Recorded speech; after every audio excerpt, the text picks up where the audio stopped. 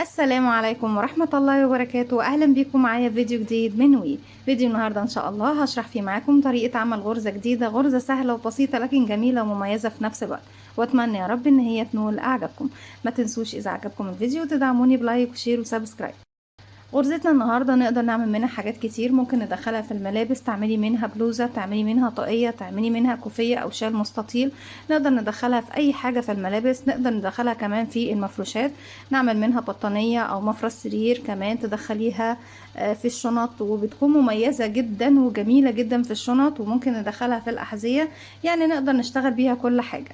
عدد سلاسل البداية بيكون عدد زوجي يقبل الاسم على 2. بسم الله الرحمن الرحيم. هشتغل معاكم بخيط صوف متوسط السمك مع إبرة رقم 3.5 ملم. في البداية بسيب مسافة من الخيط وبلف الخيط حلقة على الهواء، بدخل داخل الحلقة، أسحب الخيط وأخرج، طرف الخيط بشده بقى في عقدة البداية عشان أكون سلسلة بيكون عندي على الإبرة حلقة. بسم الله الرحمن الرحيم. أبتدي ألف الخيط وأسحب منها. بسم الله، 1 2 3 4 5 6 7 8 9 10 11 12 13 14 15 16 17 18 19 20. كده بقى معانا عدد يقبل الاسم على 2 زي ما احنا شايفين. ايا كان المساحة اللي هتشتغليها لازم يكون عدد يقبل الاسم على 2. هسيب اول غرزة وادخل في كل الغرز اللي جاية اشتغل غرزة حشو. ازاي بشتغل غرزة الحشو؟ بيكون عندي على الابرة حلقة، بسيب بقى الحلقة الاولى او الغرزة الاولى وبروح للغرزة التانية في الحلقة الخلفية الباك لوب، ادخل اسحب الخيط واخرج. عندي على الابرة فيه حلقتين، هلف الخيط واخرج منه. كده احنا اشتغلنا في الخلفية. الامامية لسه موجودة، ليها طبعا وقت هنشتغل فيه بس لما نرتفع اكتر من سطر.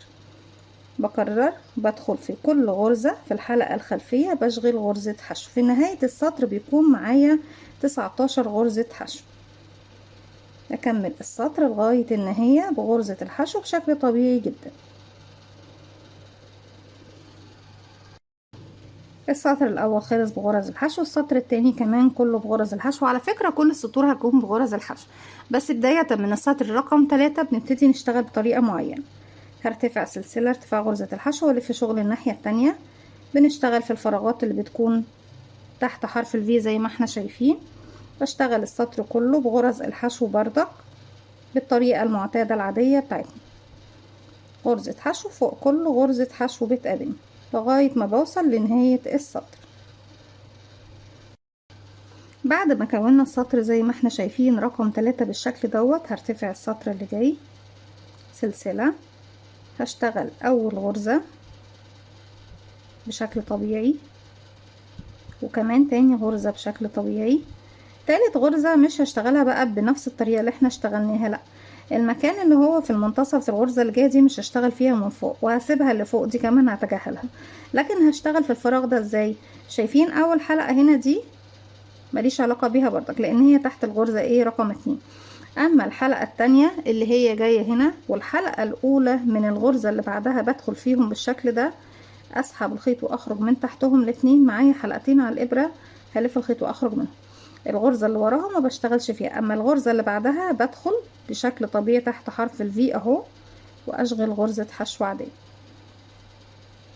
ارجع تاني بكرر الغرزة اللي بعدها مش بشتغلها فوق، بدخل في الحلقة دي رقم 2 من الغرزة اللي معايا والحلقة رقم 1 من الغرزة اللي بعدها، واسحب الخيط واخرج من تحت الحلقتين. معايا الابرة حلقتين، هلف الخيط واخرج منهم.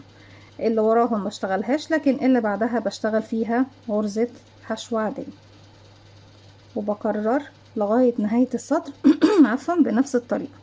باخد الحلقة دي والحلقة المقابلة في الغرزة اللي قدامها على طول، اسحب الخيط واخرج من تحتهم الاتنين، اسحب الخيط واخرج من الحلقتين اللي عندي على الابرة. الغرزة اللي بعدهم بشتغلها غرزة حشو عادية تحت حرف الفي بشكل طبيعي.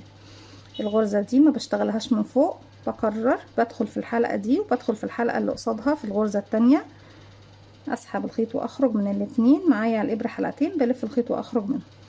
والغرزة اللي بعدهم بشتغلها غرزة حشو عادية، وبكرر لغاية نهاية السطر بنفس الطريقة. بسيب الفراغ ده وبشتغل تحت منه في الحلقتين اللي قصاد بعض بالشكل ده، حلقة من الغرزة دي وحلقة من الغرزة اللي وراها وغرزة حشو عادية. تحت حرف الفي عادي، وهكذا لغاية ما بوصل لنهاية السطر. في النهاية طبعا بيفضل معايا نفس العدد اللي ابتديت بيه. احنا ابتدينا ب19 غرزة حشو، بيفضل معانا 19 غرزة حشو. وعلى فكرة 19 دي مش حاجة أساسية يعني، ده مجرد بس عدد الغرز اللي ابتديت بيه، هو بس بفكركم بيه يا بنات. لكن انتوا بتبتدوا بأي عدد زوجي وبتسيبوا منه سلسلة وبتشتغلوا ايه على بقية السلاسل الغرز بتاعتكم.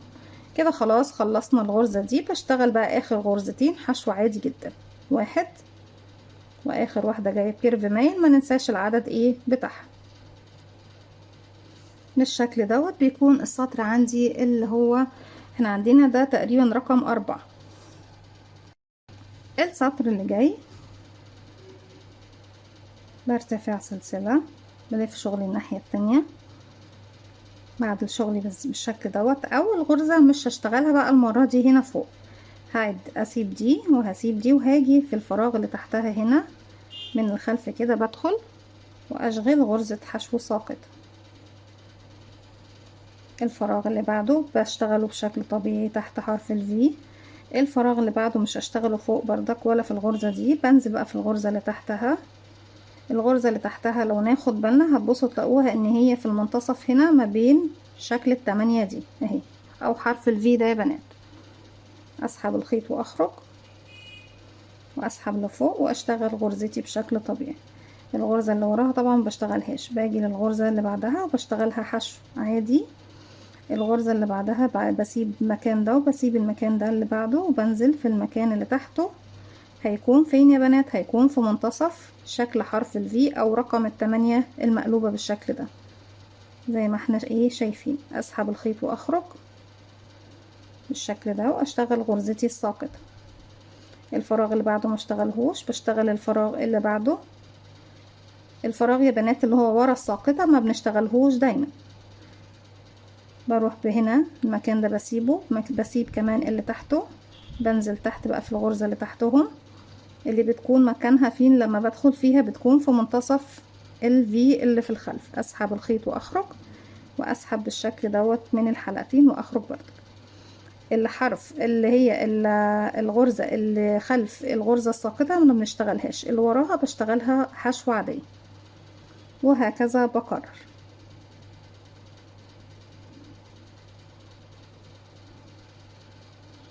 ولازم تاخدي بالك طبعا وتراجعي الخلف وتشوفي الغرزة اللي انت اشتغلتيها فعلا في منتصف الغرزة اللي في الخلف ولا لا، عشان شكل غرزتك يكون واخد الشكل طبعا الصح. وبكمل لغاية ما بوصل لنهاية السطر بنفس الطريقة بالشكل ده. غرزة تحت حرف الفي، والغرزة التانية بنسيب مكانها والمكان اللي تحت منه ونروح للمكان اللي قبله بسطرين وندخل نشتغل غرزة حشو ساقطة لغاية ما بوصل لنهاية السطر.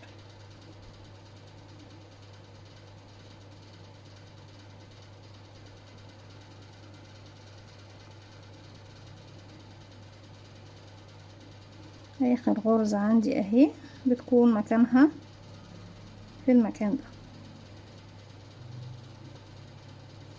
زي ما احنا شايفين. السطر اللي جاي برتفع سلسلة والف شغلي الناحية التانية وارجع اكرر بقى نفس الطريقة اللي كنا بنشتغلها يا بنات، فاكرينها؟ اول غرزة بشتغلها بشكل طبيعي تحت حرف الفي. الغرزة اللي بعدها بسيب الفراغ اللي فوق تحت حرف الفي وباخد الحلقة الأخيرة من الغرزة دي والحلقة الأولى من الغرزة اللي بعدها بالشكل ده. أسحب الخيط وأخرج من تحتهم، معايا حلقتين هلف خيط وأخرج منهم. اللي وراها ما اشتغلهاش لكن بروح للي بعدها أشتغل حشو عادي وأرجع تاني تحت الغرزة دي. ما بشتغلش فوق بس بشتغل على الحلقات نفسها، باخد حلقة من الغرزة دي وحلقة من الغرزة اللي بعدها واشتغل عليهم غرزة حشو، والغرزة اللي ورا اللي بعدها على طول بشتغلها حشو عادية. الفراغ دوت ما بشتغلش فيه، بنزل للحلقة دي الأخيرة من الغرزة دي والأولى من الغرزة اللي بعدها، هسحب الخيط واخرج من تحتهم، معايا على الإبرة حلقتين بلف الخيط واخرج منه. الغرزة اللي وراها ما بشتغلهاش لكن اللي بعدها بشتغل فيها غرزة حشو عادية تحت حرف الفي، وبكرر لغاية ما بوصل لنهاية السطر بنفس الطريقة.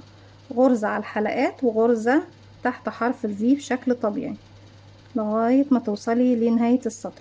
وبنفضل نكرر نفس الطريقة، اني بفضل اكرر بقى السطرين اللي احنا بنشتغلهم، السطر ده والسطر اللي قبله، لغاية ما بوصل للارتفاع اللي انا حباه من الشغل اللي بشتغله، سواء شنطة او شال او اي حاجة طبعا بتشغليها بغرزتنا النهاردة.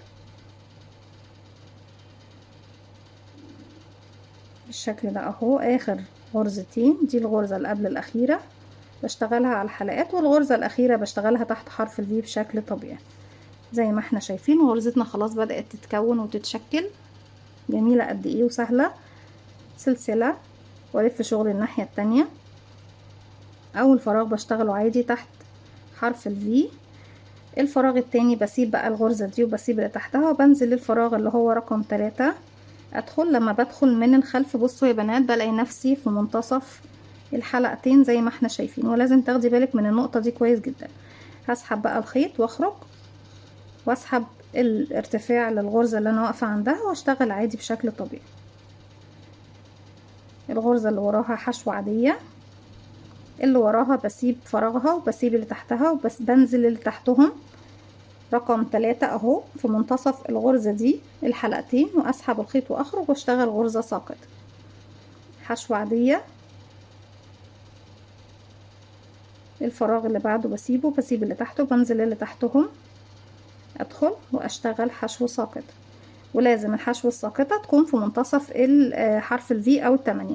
غرزتنا ليها وش واحد يا بنات، يعني هنا هتبصوا تلاقوا ايه الشكل من الناحية دي بالشكل دوت، والشكل من الناحية دي هيدينا طبعا الشكل اللي احنا بنشتغله يعني شبيه لحرف الاكس شوية بالطريقة دي، لكن هي ليها وش واحد بس اللي احنا بنشتغل عليه الطبيعي.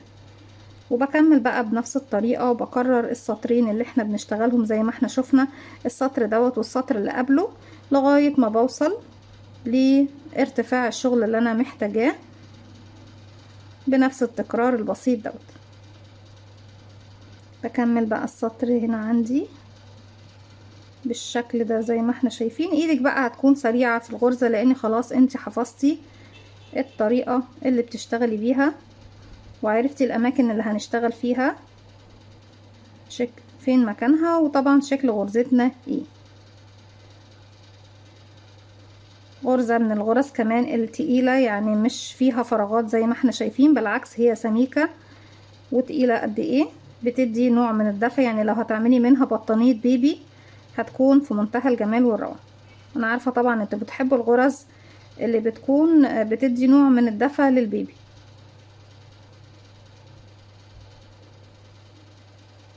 واخر غرزة بنشتغلها عادي جدا تحت حرف ايه الفي